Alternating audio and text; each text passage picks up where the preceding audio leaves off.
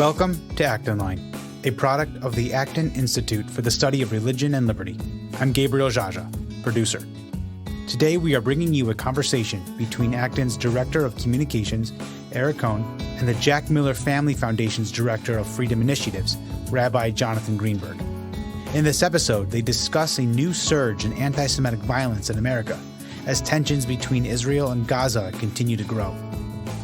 Jews have been beaten in broad daylight. Synagogues have been vandalized. Pro-Israel demonstrations have resulted in riots. And major cities across the United States have experienced explosive growth in anti-Semitic attacks. How did this happen? And why is this hate becoming a trend? You can find additional resources in the show notes of this episode, as well as find previous episodes of Acton Line on our website at acton.org/actonline. If you like this program, you can help us reach even more listeners by sharing it with a friend and leaving us a 5-star review on Apple Podcasts. We welcome your comments as well. Acton Line is available on Apple Podcasts, Google Podcasts, Spotify, Stitcher, or wherever you listen.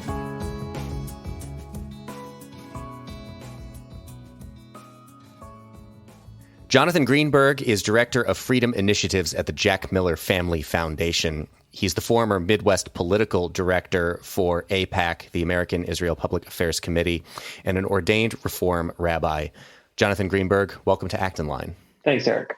So I'm going to start out with the obvious but somewhat stupid-sounding question, I think. Why do people hate the Jews?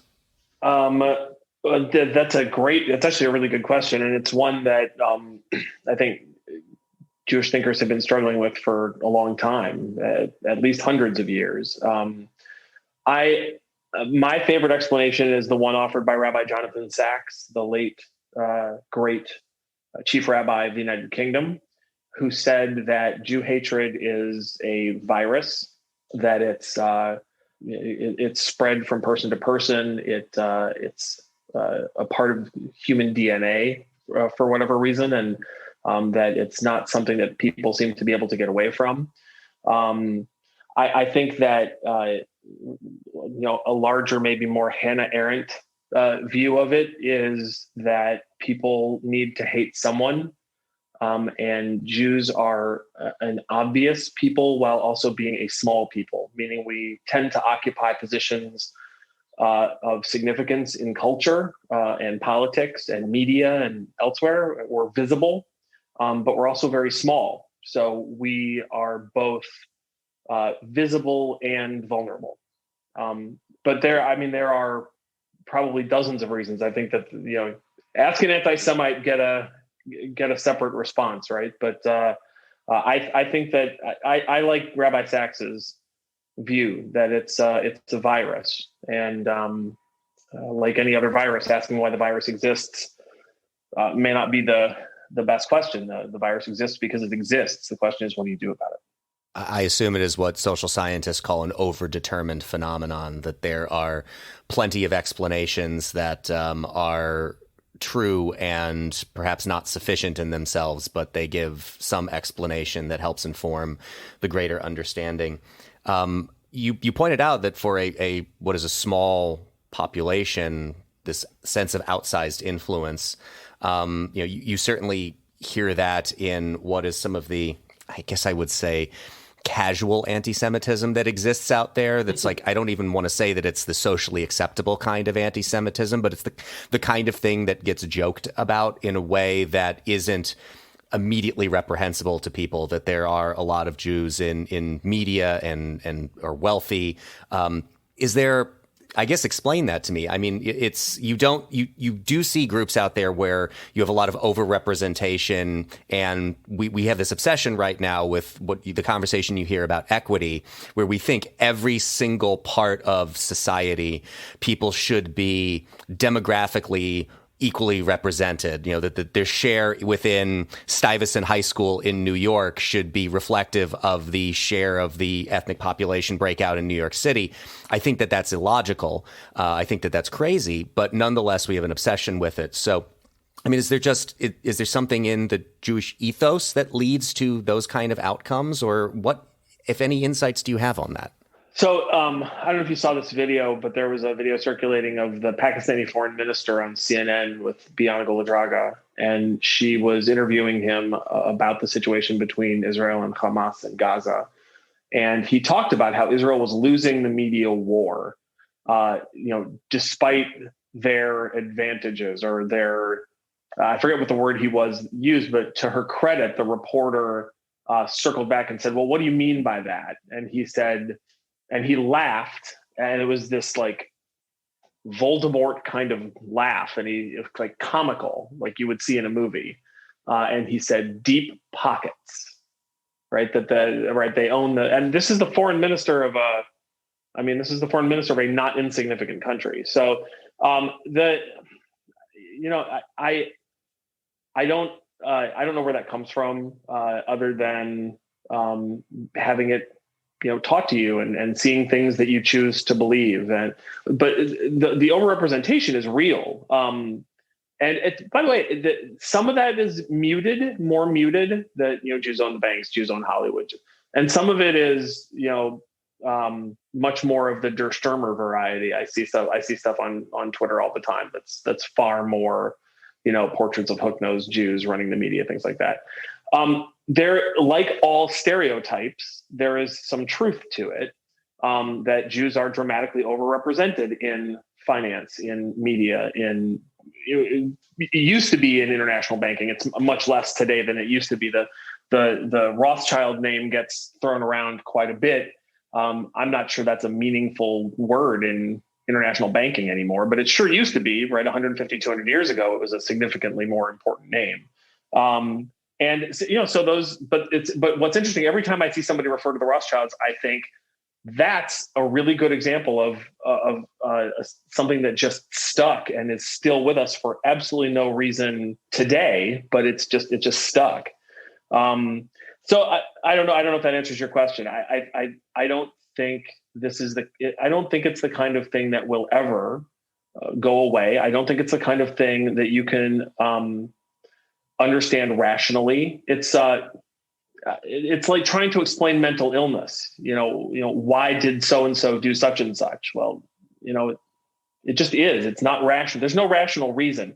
And if you cured, right, I'm making air quotes, if you cured the announced cause of a person's anti-Semitism, they would find another reason.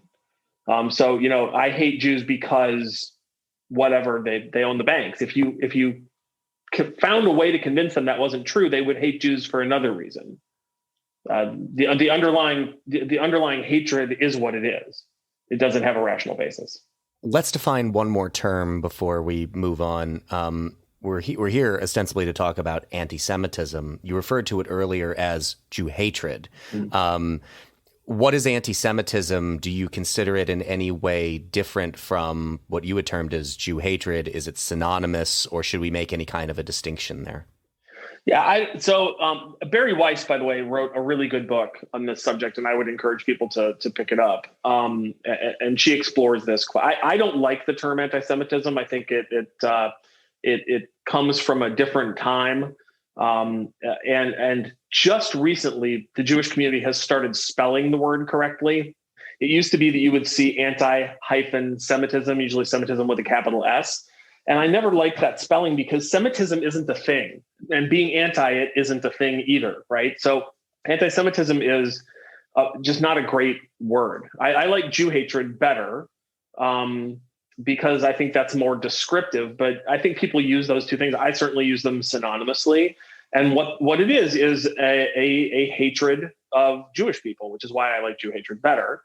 And the International Holocaust Remembrance Alliance has an extensive definition of anti-Semitism that's been broadly accepted by countries and international institutions and some American institutions, a growing number of them. And basically it comes down to a hatred or loathing or mistrust of people based on their Judaism.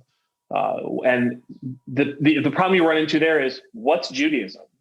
Because you can be Jewish and not be religious at all. So it's not just a religion. It's a people. It's nation. It's it's an ethnicity. It's a culture. It's all of these things. And so the reason anti-Semitism or Jew hatred is hard to define is because Judaism is a little hard to define. So we've seen an increase in violent attacks against Jewish people. This has been happening, it seems to me, in waves for a while now. And as you just noted, this is the kind of thing that goes back well throughout history and is well documented. But it appears to me, as a less informed observer of these things, that there are ebbs and flows to it, and that right now we've seen kind of increasing crashing waves of it. Do you think that's accurate? And why is this happening to this degree right now? So the first thing I think it's important to understand is that social and cultural instability has always, throughout human history, well, at least throughout recorded history, led to difficult situations for Jewish populations. So anytime you have a Jewish population in an area that's going through significant social or cultural upheaval,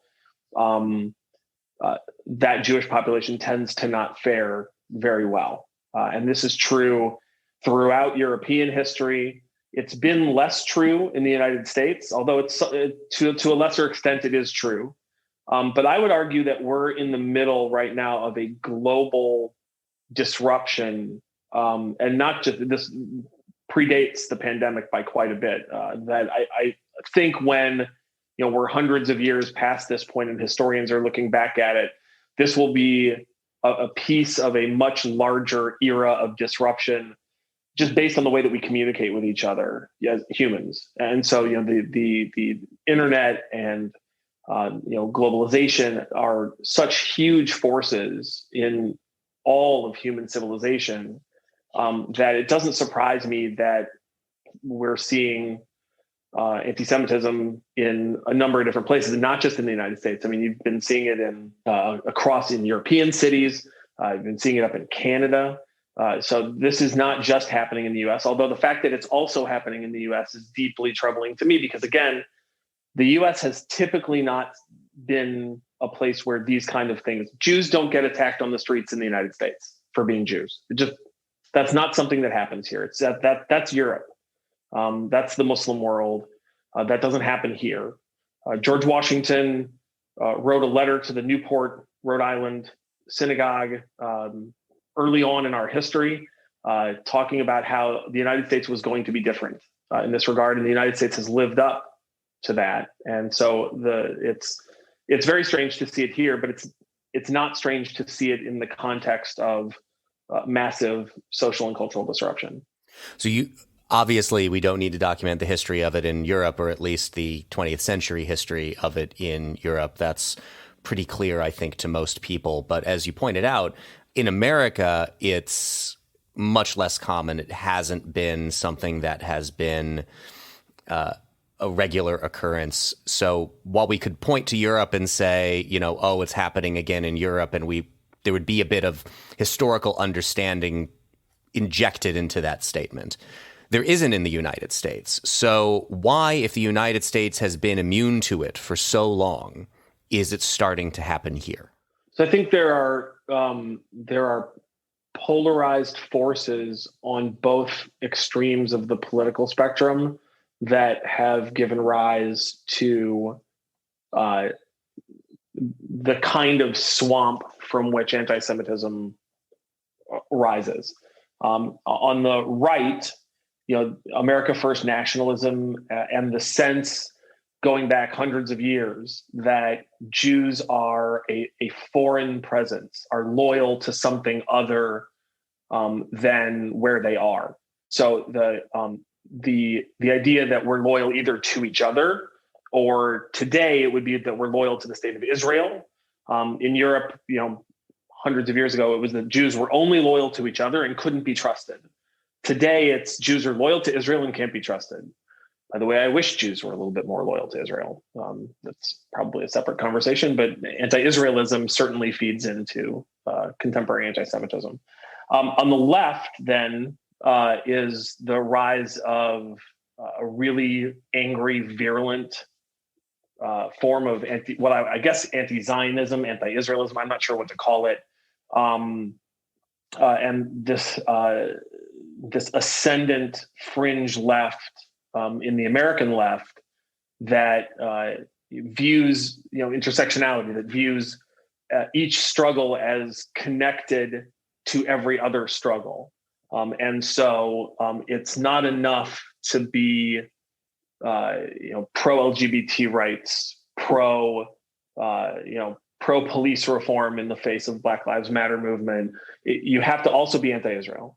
You can call yourself, by the way, pro-Palestinian, but I would argue that an awful lot of people associated with the pro-Palestinian movement are not, in fact, pro-Palestinian. They're simply anti-Israel.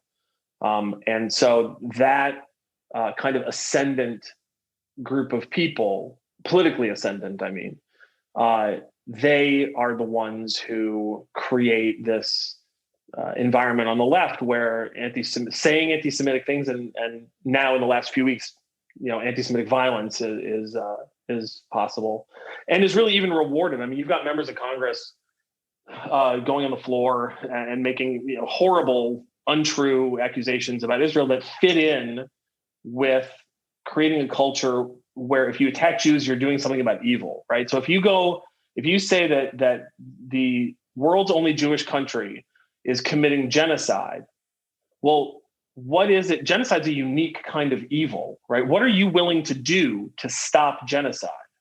And if someone is defending that place that's committing genocide, well, what are you willing to do to that person? Because they're clearly siding with genocide.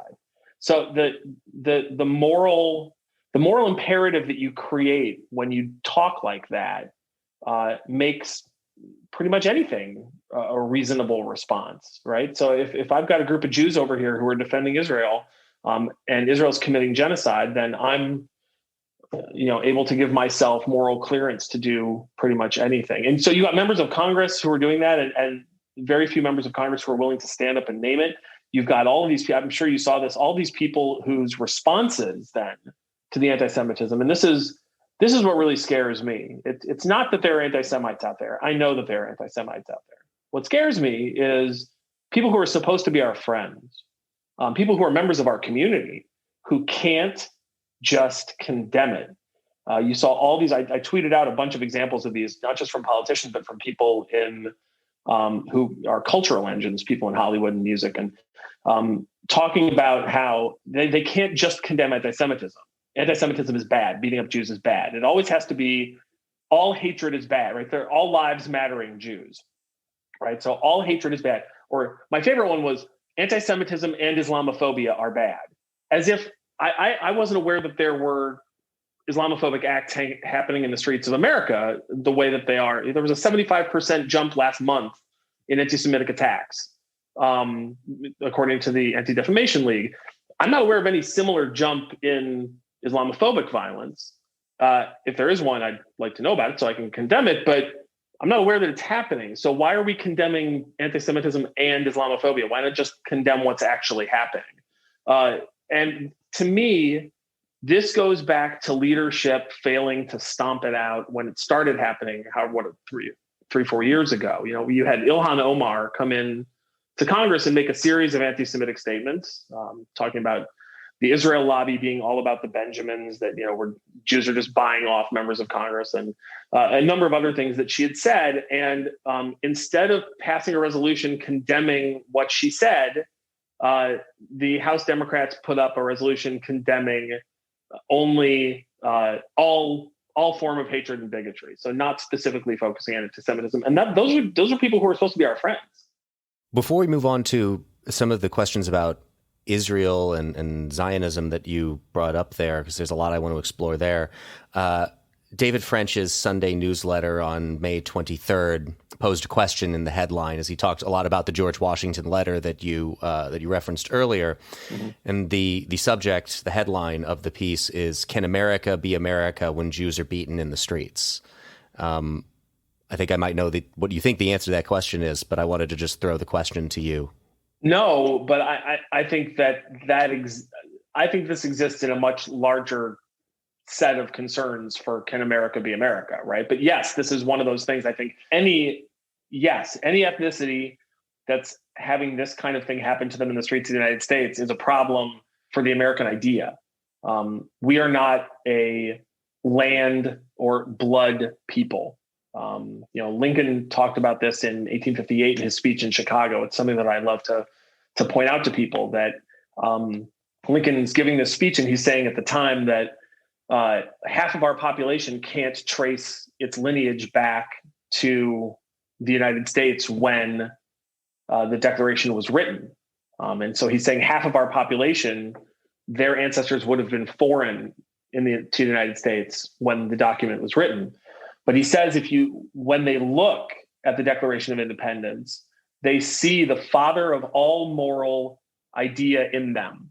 And they feel like they are blood of the blood and flesh of the men who wrote the Declaration, and so they are. So the whole idea of the country is that it doesn't matter who you are or where you're from or what color you are or what religion. You're an American based on your acceptance of this idea. And I don't know that we agree on that idea anymore. That's probably another conversation. But certainly then if you have groups of people being beaten in the street because of their religion, their ethnicity, anything like that, I think that's un-American. And it suggests a deeper set of problems.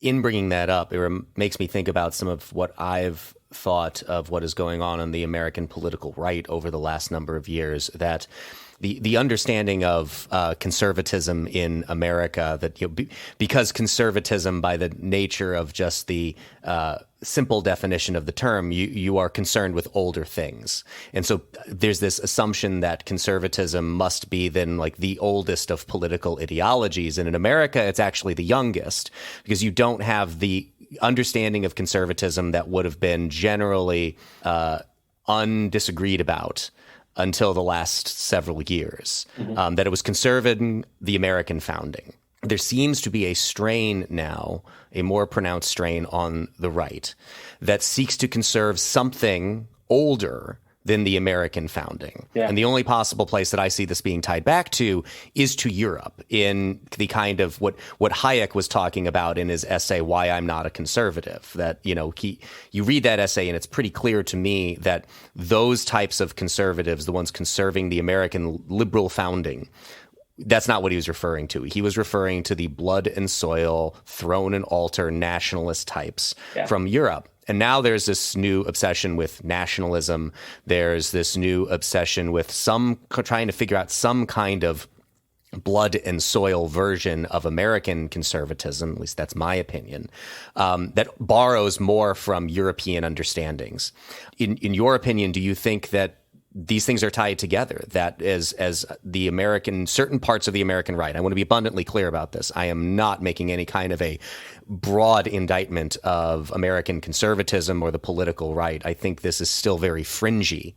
But nonetheless, as you have these sectors that are reaching back to Europe where these problems have been more pronounced, that as they're trying to borrow these concepts, whether they're trying to or not, they're bringing some of the inherent anti-Semitic ideas along with them. Yeah, absolutely. I think that's true. And what really stands out to me about that is, Jewish Americans were here at the founding of the country. Jews were a part of the founding of the country. Chaim Solomon was, one of the people who Washington relied upon to buy weapons and ammunition for his army.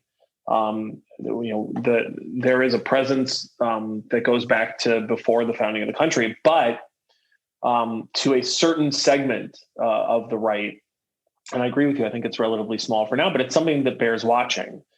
To a certain segment of the right, we're a foreign entity still, and that there is no amount of longevity that we can have in this country and still be considered part of the country. We're a foreign entity. I'll give you a quick story. I think you might have heard me tell this story before. In 2015, I went to the anti-Iran nuclear deal rally. I think it was September of 2015. Ted Cruz spoke and Trump spoke and a few other people. And there was this line of left-wing protesters snaking through the crowd, yelling and screaming and videotaping. and taking video of people's reactions, obviously to put it on YouTube and embarrass the crowd. The guy in front of me starts screaming at them. And I should have known not to say anything because he didn't seem real well hinged. But I said, dude, they're videoing. They're just going to take you and put you on YouTube and make you look crazy. And he wheels around on me and he says, "Where are you from?" And I've never heard that question asked. Like, he was angry. "Where are you from?" And I said, "I'm from Illinois." And he says, "No, before that." I was like, "Well, I was born in Indiana." And he's like, "Where are your parents from?" And I had never, I don't think I grew up the only Jewish kid in pretty much every school I went to in Fort Wayne, Indiana. And I have never been asked that question. "Where are your parents?" Like, accusatorily, "Where are your parents from?" I was like, "My mother was born," and I said to him, I don't know why I explained it, but I said to him, "My mom was born in Brooklyn and my dad was born in Columbus, Ohio." And I thought that would end it, right? No, he wanted to know where their parents were from, right? So, and I had I gone back to the Mayflower, it still wouldn't have been enough. And I think that I chalked it up to one crazy person in the crowd, and that's probably what it was at the time. But again, contagions spread if they aren't dealt with. And I think that contagion has spread a little, and I think it's something that we, I'm a conservative. I think that it's something that we on the right should be concerned about and keep an eye on. The irony of those conversations always being that pretty much no matter the person, with very limited exception, if you go back far enough, of course, you're going to find out that their parents are from somewhere other than America because of the nature of the founding of America. Right. Let's turn our attention to Israel. You hear, as you mentioned before, that there are various ways that this is talked about. So you'll have people who are saying that they're not anti-Semitic, they don't hate Jews, they're anti-Zionist, or that they're just critics of Israeli policy, and being a critic of Israel doesn't mean that you hate Jews. Right. So could you break down these different categories? I mean, so like, we've talked about what is anti-Semitism. I think being anti-Israel is just pretty clear. Israel is a country, and anything thus the country does, you're opposed to it. Okay, you're anti-Israel. Right. What is anti-Zionism, and how much, I guess, elasticity is there in these terms that you have arguments over? Can you be anti-Israel or anti-Zionist and not be anti-Semitic? So you can certainly criticize Israel, because if you couldn't criticize Israel or Israeli policy or the Israeli government without being an anti-Semite, then every Jew in Israel would be, an anti-Semite. So that doesn't make any sense.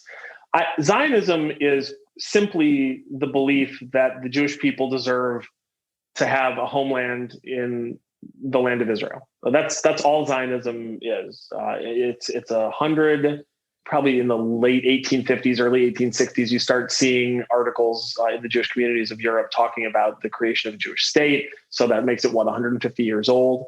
As a philosophy, there were always Jews who were, until the establishment of the state of Israel in 1948, there were Jews who believed that a state of Israel should not be established. There are still Jews, especially ultra-Orthodox Jews, who do not believe that the state of Israel should exist, that only the Messiah should establish a Jewish state in the ancient land of Israel, and that the current state, therefore, is something that is an abomination to God. And there's that belief. It's a very small group of people in the Jewish community. But the movement that ordained me, the Reform movement, held until the 1930s that we did not need a Jewish homeland, that America, in fact, was our Jewish homeland. And that the establishment of the state of Israel was not something that the Reform movement supported. And that was really until the 1930s when the movement took off more in the American Jewish community. So to be anti-Zionist, I think in 1930 made a lot more sense than it makes to be anti-Zionist after 1940. What are your anti-Zionist? So what does that mean should happen to the 7 million Jews who live in Israel today? The Zionist project exists. So if you're anti-Zionist, what do you do about it?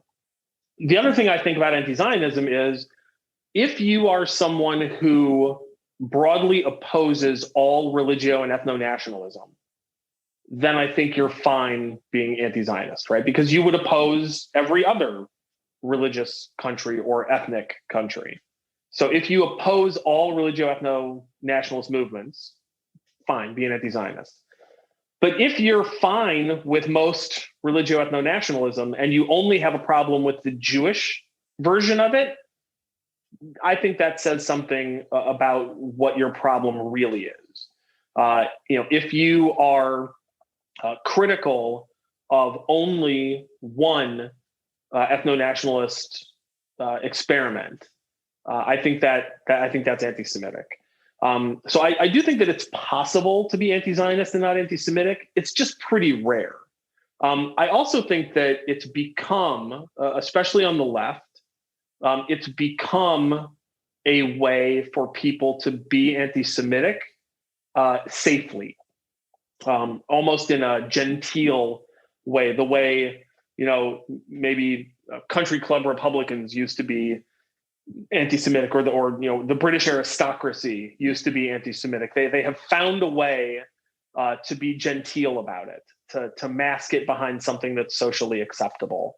And again, I would fall back on the number of people who care deeply about this issue who aren't Jewish or aren't Muslim is really pretty staggering. The amount of media attention that this relatively small conflict with a pretty low body count, actually, the amount of attention that it gets is really disproportionate.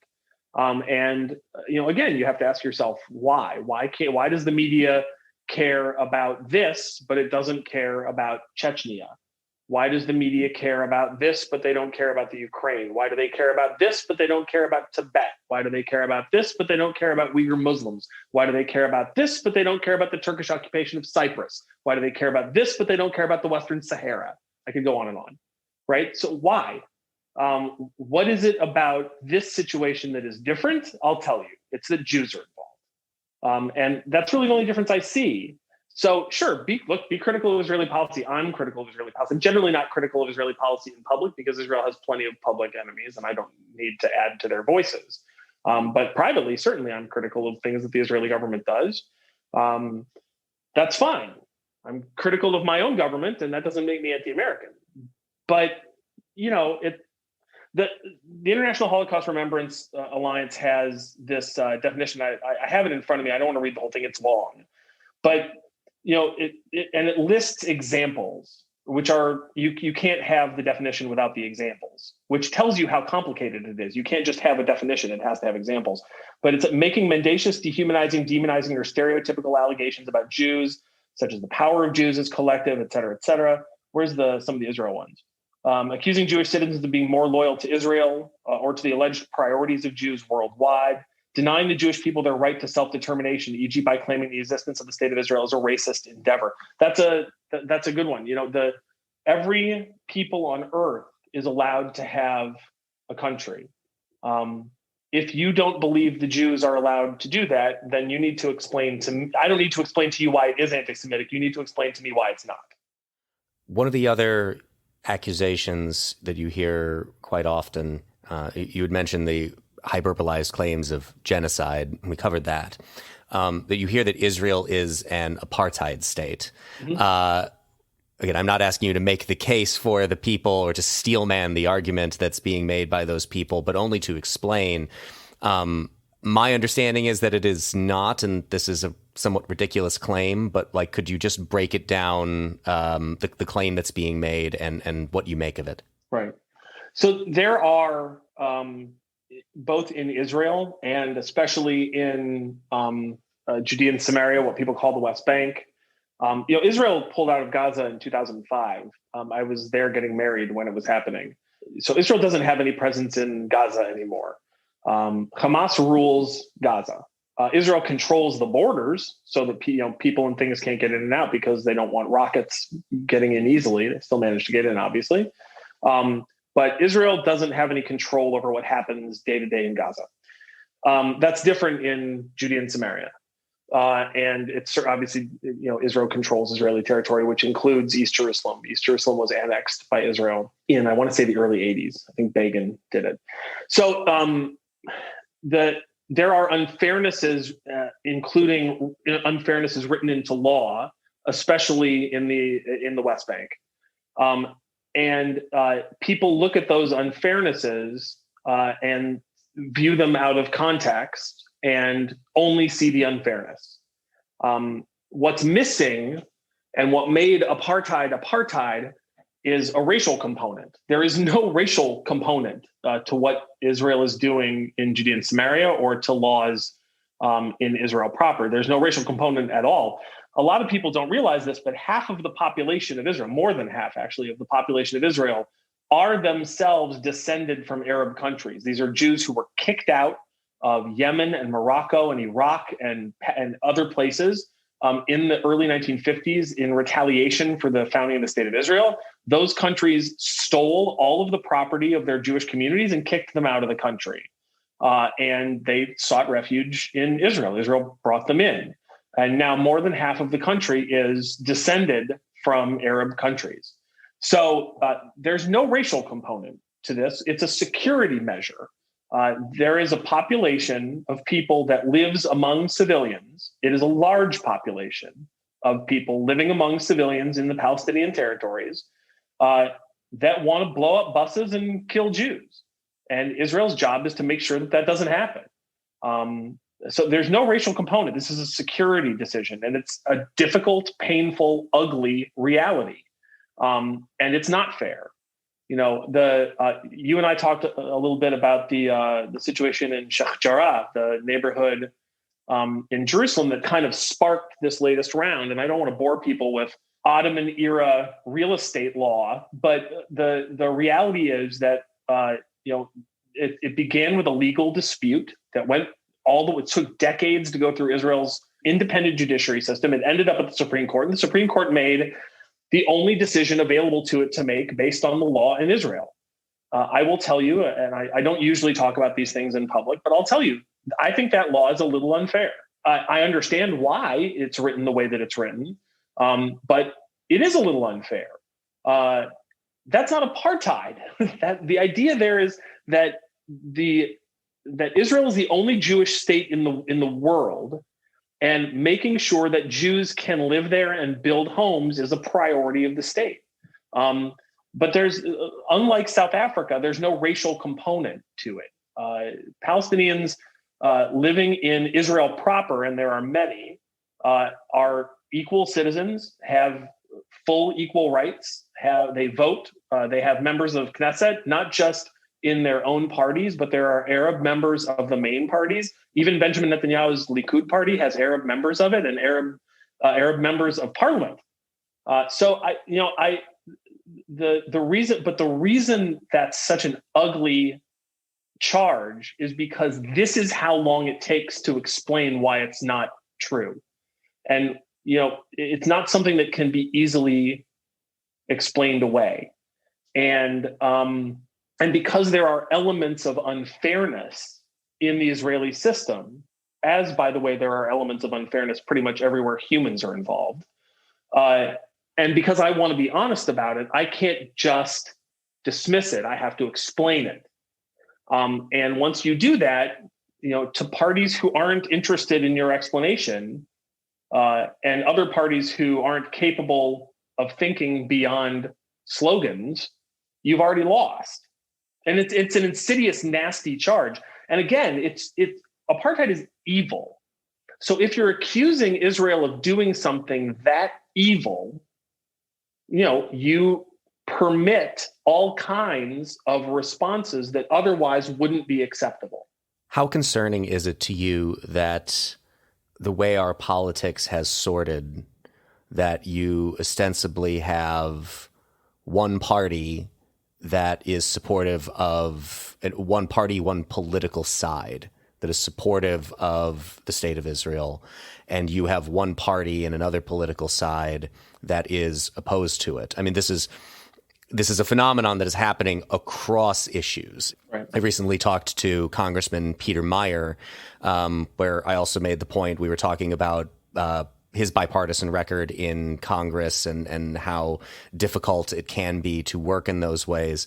And in part because 40 years ago, if I asked if you were a Republican or Democrat, I'd have to ask if you were a conservative, another question to find out if you were conservative or a liberal. Mm-hmm. But we have sorted almost entirely so that the Republican Party is the party of this set of issues, almost without exception, and the Democratic Party is this party of this set of issues, almost without exception. Mm-hmm. And Israel, in general, strikes me as one of those that was still hanging around as the kind of thing that had more broader bipartisan support. But as we've discussed, that seems to be also being divided up amongst the, pro goes in this camp, anti goes in that camp. Yeah, so it concerns me for two reasons. And I'll start with the American reason first. You have a wildly different policy as of January 20th of this year than you had on January 19th, right? The Biden administration didn't move the embassy back to Tel Aviv, but they've done a lot of other changes in Trump era policy. And because things are so polarized, and it's not just that things are polarized among decision makers and policy elites, they're polarized among the base. And the base wants to see you support this stuff, or the base wants to see you not support this other stuff. And that's true on both sides. I look at something like the Iran nuclear deal. The way President Obama pushed that through, where it required enough votes to override a veto. So the Congress wasn't given a chance to approve it. Congress had to disapprove it in legislation, meaning the president could veto it, meaning you needed 2/3 of both houses to override the president's veto. It should have been a treaty, right? That's how we used to make big, important international decisions. We had treaties. And when we couldn't get treaties through the Senate, we either changed the treaty or we didn't join the treaty. Here, we did something very different and, as far as I know, completely unique. And so President Trump comes in and just trashes it, right? So again, policy changes in a matter of minutes. A different person comes in to the Oval Office and this policy is completely out the door. This totally different policy is in the door. And then January 20th of this year, it flips and Trump is out, and with him, his Iran policy, and Biden is back in, and the Iran deal they're renegotiating an Iran deal right now, and we're giving away the store. And regardless of what you think about the Iran deal, that's a terrible way to do international policy. It's schizophrenic. Our friends have no idea where we're going to be 1 minute to the next. Our enemies have no idea where we're going to be 1 minute to the next. It's why we have a treaty mechanism. There needs to be broad approval of things. We've gotten pretty far away from that on a lot of things, not just foreign policy and treaties. So it concerns me from an American standpoint. I think it's unhealthy. Obviously from an Israeli standpoint, but focusing on staying with America, my second concern is the Jewish community, because the pro-Israel party is not where most Jews are. 70%, 75% of American Jews are Democrats. And they're not kind of Democrats. They're highly identified Democrats. Being a Democrat, being a political liberal is part of their identity. The movement from which I come, the reform movement, has largely handed itself over to left-wing politics and calls that Judaism. And there's still a Zionist movement. They just a year or so ago, they reiterated the passion with which they hold Zionist ideals. Well, if the party that they all identify with is suddenly going to be the anti-Israel party, what do you think is going to happen? Do you think their politics is going to win and they'll stay with the Democratic Party and they'll either shut up or become anti-Israel, or their kids will become anti-Israel, which, by the way, is what's happening, or they'll go over and vote with Marjorie Taylor Greene, which is what they think of all of us on the right? I'll tell you what's going to happen. They're going to abandon support for Israel. And it's already happening. I mean, you see the Jewish Democrats in Congress, there are, I think, 26 Jewish Democrats. Most of them shut up during the rocketing. They had a couple of mealy-mouthed things to say, but none of them would take on the smears of Israel from the squad. None of them would stand up and unequivocally say that Israel was right. Everything had to be, caveats and couching. And then when a letter came out either yesterday or the day before criticizing House members, not by name, but criticizing some House members for going too far in their criticisms of Israel, only 4 Jewish Democrats would sign it. Two of the guys that I used to work with at AIPAC, who were AIPAC activists before they ran for Congress, Ted Deutsch and Brad Schneider, neither of them signed it. Now, I don't know if they weren't, maybe they weren't approached, but I suspect they were.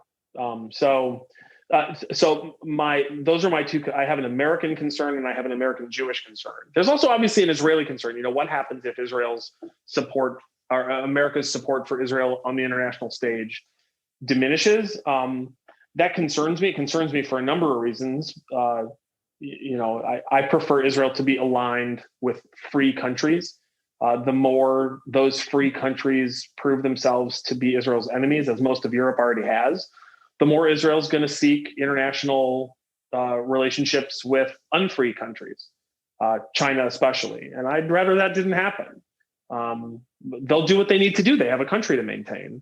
And they themselves are a free country. And so I think they align better with us. But if you're going to have a whole political party over here that, turns increasingly toward pressuring them to commit national suicide, well, they're not going to do that. They're going to seek other friends. What, if anything, can the average person do about anti-Semitism? That's a good question.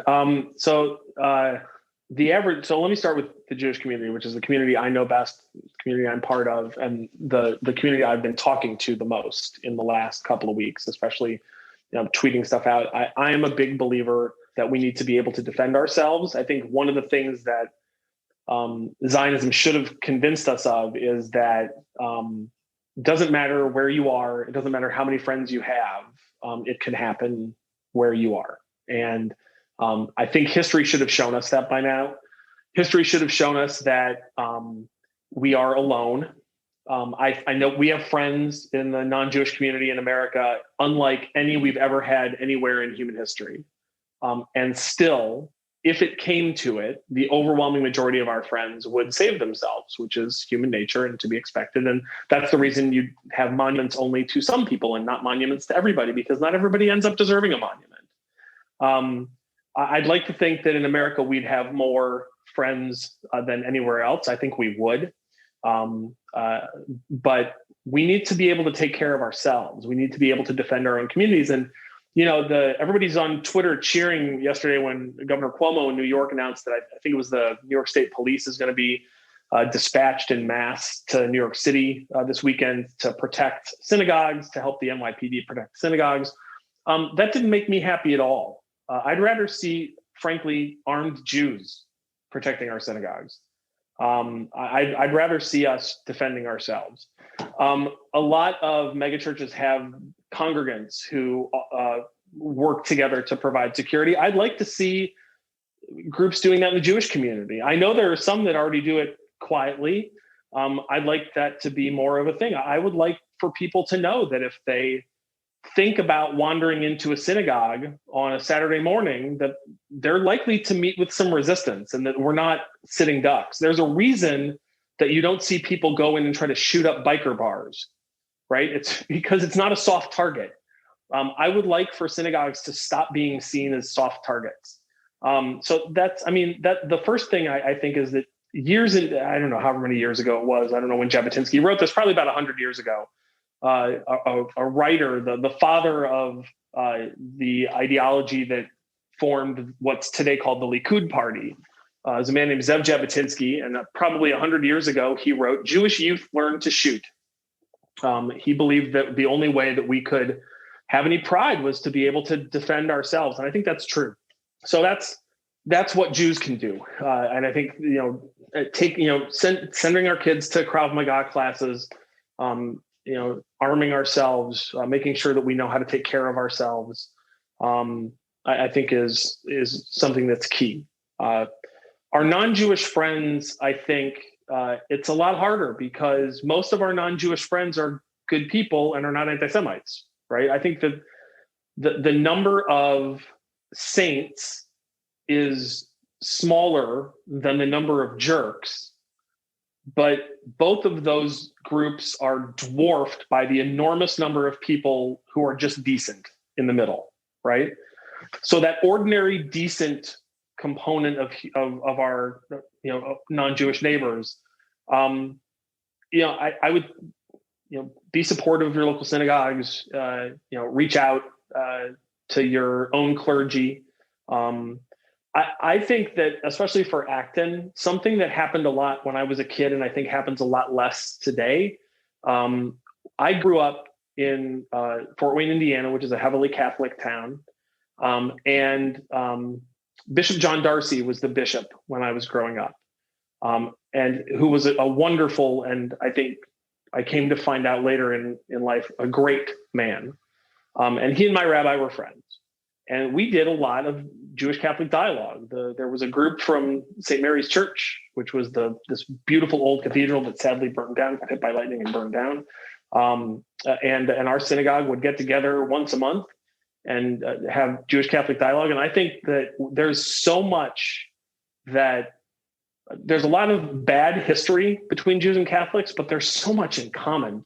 Catholicism is, in important ways, I think, like Judaism. I mean, obviously, there are significant theological differences, but a lot of the cultural stuff in Catholicism strikes me as similar to us, which isn't surprising, right? Catholicism was the first, kind of outgrowth of Christianity, and it grew out of, to no small extent, Judaism. We're cousins, and I think there's a lot to talk about, a lot to learn about one another, to demystify one another. And I think if your church isn't doing that, ask your priest why. If your diocese isn't doing it, ask the bishop why, and ask if they'd be willing to do it.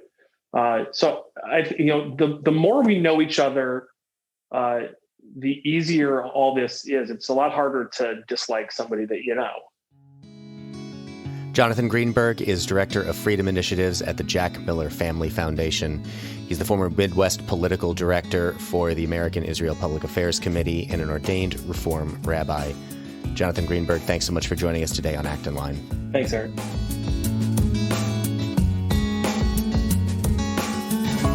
As always, thank you for listening. Our team loves putting this podcast together for you. It's encouraging to hear from our listeners. Feedback is incredibly important to us because it lets us know what you like to hear more of, including the kinds of topics you're interested in most. If you have comments, feedback, or ideas for a show topic or interesting guest, you can email our team at actonline@acton.org. Until next week, for Acton Line, I'm Gabriel Jaja.